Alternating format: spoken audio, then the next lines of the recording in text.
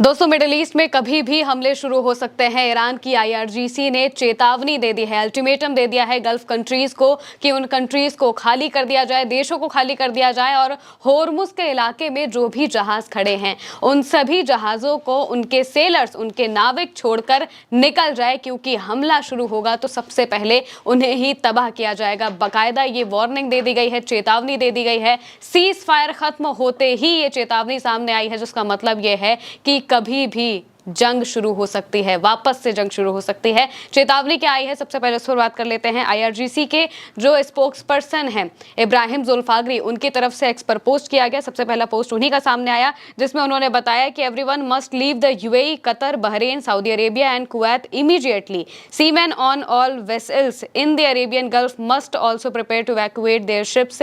This is especially urgent for vessels near the Strait of Hormuz which will be destroyed first time is running out. यानी कि समय तेजी से निकल रहा है, इसलिए Qatar, UAE, Bahrain, Saudi Arabia, Kuwait, इन सब जगहों पर जो लोग हैं वो इन इलाकों को खाली कर दें। और साथ ही साथ जो सेलर्स हैं, जो कि शिप्स पर तैनात हैं, जो वेसल्स पर तैनात हैं, जो कि उस पूरे इलाके में खड़े हैं, उन सबको भी खाली करने के लिए वो बहुत तेज़ी से अपना काम शुरू कर दे, क्योंकि होर्मुज के इलाके में जो शिप्स पास में खड़े हैं उन पर ही सबसे पहले हमला किया जाएगा, उन्हें तबाह किया जाएगा, वही सबसे पहले तबाह हो जाएंगे। ये बात यहाँ पर वो लिखते हुए दिखाई दे रहे हैं। इसको लेकर जो खबरें हैं वो भी अखबारों द्वारा छापी जा रही है। यूके का अखबार है, उन्होंने छापा है Gulf evacuation warning, time is running out as Iran adviser urges immediate exit from UAE, Saudi Arabia, Qatar, Bahrain and Kuwait. यानी कि गल्फ इवैक्यूएशन की जो चेतावनी है वो साफ तौर से दे दी गई है। और बताया गया है कि सैयद मोहम्मद मरांडी ये वो हैं जो कि ईरान के लिए एडवाइजर का काम कर चुके हैं और तेहरान यूनिवर्सिटी में प्रोफेसर हैं और न्यूक्लियर टॉक्स के बीच में एडवाइजर के तौर पर नेगोशिएटर की टीम्स में वो शामिल थे। और उन्होंने भी बिल्कुल ऐसा ही पोस्ट किया, जिसके बाद अब साफ तौर से माना जाने लगा है कि ईरान कभी भी हमलों का जवाब दे सकता है और वो जवाब ऐसा होगा कि उसकी जद में मिडिल ईस्ट की तमाम देश आ सकते हैं। इसी वजह से उनको ये चेतावनी, फॉर्मल चेतावनी लगातार दी जा रही है। सैयद मोहम्मद मरांडी ने भी बिल्कुल वही बात लिखी जो कि आईआरजीसी की तरफ से लिखी गई है। उनका पोस्ट भी सामने आया है, ये आप देख लीजिए। इसमें उन्होंने वही बताया है कि यूएई, कतर, बहरीन, कुवैत जैसे देशों को जो लोग हैं वो खाली कर दें और बहुत जल्दी खाली कर दें, क्योंकि अगर इन पर हमला होगा तो सबसे पहले इन्हें तबाह किया जाएगा। ये बात यहाँ पर लिखते हुए वो दिखाई देते हैं।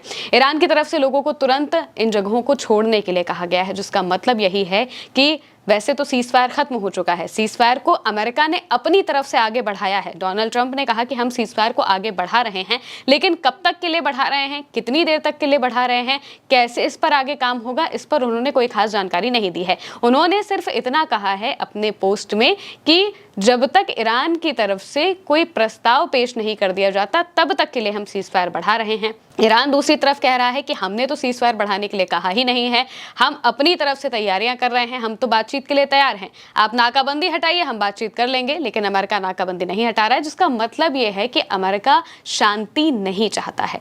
अगर अमेरिका शांति चाहता तो जब ईरान ने होर्मुज खोलने का फैसला ले लिया था तो अमेरिका भी नाकाबंदी अपनी हटा सकता था। लेकिन अमेरिका चाहता नहीं है कि वो पूरी दुनिया के सामने ये दिखे कि होर्मुज ईरान के कंट्रोल में है। वो दिखाना चाहता है कि दुनिया का कोई भी इलाका हो वहां पर अमेरिका की नेवी का या फिर अमेरिका का कंट्रोल होगा, ये वो दिखाने की कोशिश कर रहे हैं। लेकिन ये सभी प्लान अमेरिका के एक के बाद एक फेल होते जा रहे हैं।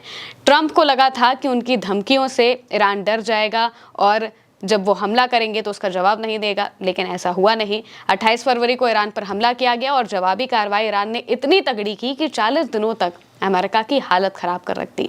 आखिरकार ट्रंप को सीज फायर की घोषणा करनी पड़ी। वो ट्रंप जो कह रहे थे कि हम सभ्यता खत्म कर देंगे, वही ट्रंप अपने ही हाथों से पोस्ट करते हुए सीज फायर का ऐलान करते हैं।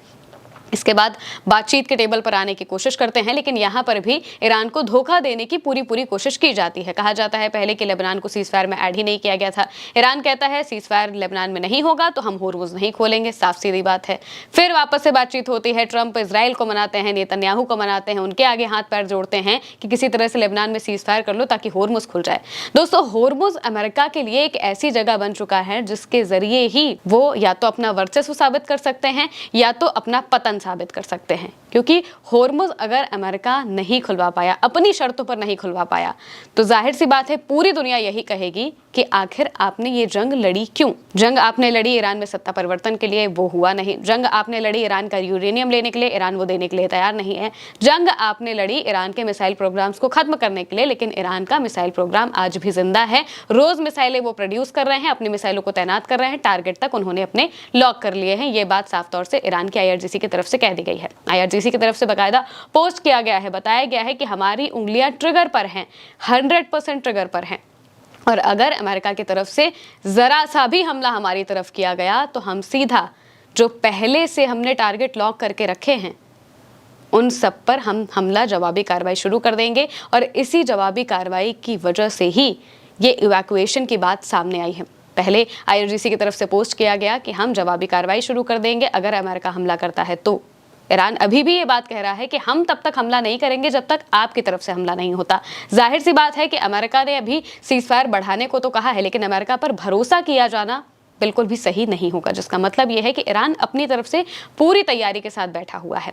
उन्होंने टारगेट पूरे लॉक कर लिए हैं और टारगेट जाहिर सी बात है कि मिडिल ईस्ट में ही मौजूद होंगे। अब ईरान से अमेरिका जाने तक की मिसाइल अभी तक तो ईरान ने डेवलप नहीं की है, या फिर की भी है तो अभी तक उन्होंने उस बारे में कुछ बताया नहीं है। लेकिन मिडिल ईस्ट में मौजूद जो अमेरिका के ठिकाने हैं, वहाँ पर मौजूद जो ऐसी जगहें जो कि अमेरिका के अंडर आती हैं, उन सब जगहों पर तो वो हमला कर ही सकते हैं। इसी वजह से साफ तौर से ईरान ने कह दिया है कि इन सब जगहों को खाली कर दिया जाए, क्योंकि जब 40 दिनों की जंग हुई तो सबसे ज़्यादा जद में यही देश आए थे जो कि अमेरिका के पिछलग्गू देश हैं, अमेरिका को सपोर्ट दे रहे हैं। UAE, सऊदी अरब, कुवैत, ये वो देश हैं जो कि लगातार अमेरिका की आर्मी के लिए एक बेस बने हुए थे और उनकी आर्मी को सपोर्ट देते हुए दिखाई दे रहे थे। बहरीन में सबसे ज्यादा हमले हुए क्योंकि अमेरिका की US की नेवी 5th फ्लीट बहरीन में मौजूद थी और वहां से लगातार वो ईरान पर हमला करने की कोशिश कर रहे थे, हमले कर रहे थे, जिसके जवाब में ही ईरान लगातार इन सब पर हमला कर रहा था।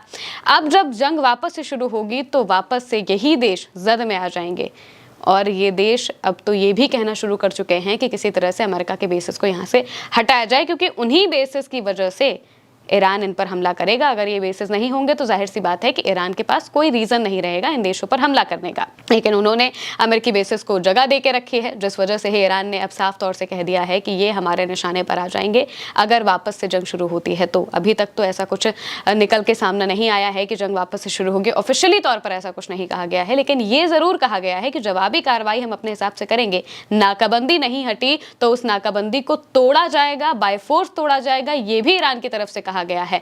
जाहिर सी बात है कि अगर ईरान बाय फोर्स नाकाबंदी तोड़ने की कोशिश करेगा तो फिर अमेरिका चुप नहीं बैठेगा, अमेरिका भी हमला करेगा और फिर वापस से इस जंग के शुरू होने के पूरे आसार दिखाई दे रहे हैं। सीजफायर को लेकर कोई भी बातचीत अभी तक नहीं हो पाई है, क्योंकि इस्लामाबाद में बातचीत होनी थी और ईरान ने साफ तौर से आने से मना कर दिया। ईरान ने कहा कि आप अपनी शर्तों पर चाहते हैं कि हम हाँ कर दें तो हम वो करने वाले बिल्कुल भी नहीं हैं। आप चाहते हैं कि हम अपना न्यूक्लियर प्रोग्राम छोड़ दें, आप चाहते हैं कि हम अपना यूरेनियम संवर्धन छोड़ दें, आप चाहते हैं कि हम अपना यूरेनियम आपको सरेंडर कर दें। वो यूरेनियम जिसकी वजह से ईरान ने अपने टॉप लीडर्स को खो दिया, वो यूरेनियम जिसकी वजह से बच्चियां मारी गई, उस यूरेनियम को भला ईरान यूं ही कैसे छोड़ सकता है।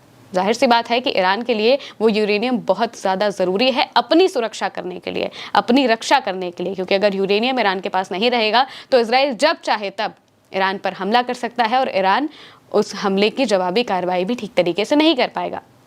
आज कम से कम इजराइल और अमेरिका के पास ये डर तो ज़रूर है कि ईरान के पास अभी भी यूरेनियम है और वो कभी भी न्यूक्लियर बम बना लेगा। ये डर इजराइल और अमेरिका को इस जंग तक लेकर आया है और यही इस जंग से उन्हें पीछे भी हटा सकता है, जिस वजह से ही ईरान लगातार ये बात कह रहा है कि अगर कहीं से भी ज़रा सा हमला किसी ने करने की कोशिश की तो ये सारी जगहें हमारे लेजिटिमेट टारगेट्स बन जाएंगे। और अब इनको लेकर चेतावनी साफ तौर से दे दी गई है कि इन जगहों को खाली कर दिया जाए, होर्मुज में मौजूद जहाज़ों को भी खाली कर दिया जाए, क्योंकि उन्हें ही सबसे पहले तबाह किया जाएगा, क्योंकि ईरान की जो नेवी है वो भी उतर चुकी है और अमेरिका की नेवी भी वहाँ पर है।